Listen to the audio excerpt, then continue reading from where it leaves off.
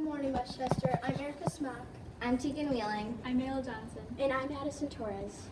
And these are your announcements for Friday, February 9th, 2018. Lunch for today will be stuffed crust, cheese, or pepperoni pizza, steamed carrots, California blend with cheese, fruit sorbet cup, and milk. Today at Westchester, wear maroon and gold, and intramural basketball and 5th grade Minecraft club after school. After announcements, robotics team picture hallway outside media center entrance. Team members, make sure you come out so you can be recognized for your great efforts. Celebrating a birthday today is our 9th president, William Henry Harrison. Happy birthday to you. Celebrating a birthday over the weekend will be Brianna Wheat, inventor Thomas Edison, and Mrs. Wilson. Happy birthday to all of you. With today's weather, here's Isabella Istorm. I'm Isabella Istorm with the weekend weather. Raise your hand if you are tired of snow. I am.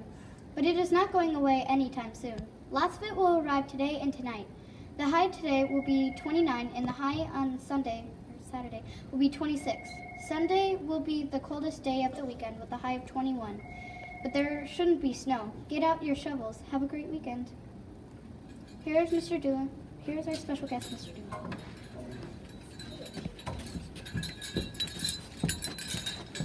Hello. Say hello.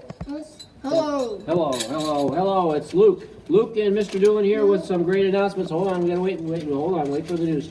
All right, so today's holiday, you might be wondering why. Why is Mr. Doolin wearing all those medals? Well, I earned them all, for one thing. They're all from the Wheel of Wisdom. I was a Wheel of Wisdom champion many times over. Thank you very much. And another reason I'm wearing them, not just because I'm bragging, which I am a little bit, just a little bit of bragging. Last night was the opening ceremonies of the Winter Olympics, the 2018 Winter Olympics held in South Korea. So that's happened last night. Hope you watched it. And we're going to talk a little bit about the Olympics. Not yet. Not yet. Hold on. Patience, my young Padawan. All right. A couple things. This is really cool because the Olympics are starting. I went and looked up some Olympic events that are no longer being participated in the Olympics. Luke, hold on a second. And I'm going to talk about them because these are some that I think we should maybe bring back. The first one, this was in the 1900 Olympics, and it was the swimming obstacle course. And in this event, the swimmers would have to swim 200 meters, and then they would have to swim up to a pole, climb up the pole, then down the pole, swim a bit, clamber over 2 boats, swim under 2 more boats, then swim to the finish. A swimming obstacle course. Unfortunately, that was only a one-time event. It sounds like it's pretty fun. Then in 1904, the Olympics were held in St. Louis, and there was an event called the distance plunging. And what you would do is you would jump off the edge of the pool, and then you were not allowed to move your arms or legs. You would just kind of just sit there motionless and see how far your body would travel. And once your head came above water, they would measure the distance. And the winner that year was an American. Interesting enough, everyone who participated that year in that event was an American. So I think Americans were bound to win that one. Okay, also in 1904, there was an event called the Tug of War. We've all heard of the Tug of War. The Tug of War was an Olympic sport in the 1900, 1904, 1908, 1912, 1920 games. I think we should bring it back because everybody loves the Tug of War. This one's a really silly one. It was the standing triple jump between 1900 and 1912. The standing triple jump. That's one of the most exciting events in the Summer Olympics is the running triple jump, where they run and then jump and then jump and then jump. This was a standing one. They'd stand, jump. I can't really show you because otherwise I'd be over the rail and that would be ugly. You don't want to do that. All right, then another event. They stopped doing that one. The rope climb. Again in the 1904 Olympics. That sounds like the best Olympics ever. 1904 in the St. Louis Olympics, they had the rope climb. And the winner that year was an American, George Esser, who won, and he also had a wooden leg. Hey, pretty amazing. He climbed up that rope and he won the Olympic. He also went on to win 5 more gymnastics medals that year, including 2 golds. So in 1984, 88, 92, they had the solo synchronized swimming. That sounds like, how do you synchronize? But they would have music, and one swimmer would do a routine based on the music. So solo synchronized swimming. That sounds pretty boring. 1900 Olympics, they had the live pigeon shooting.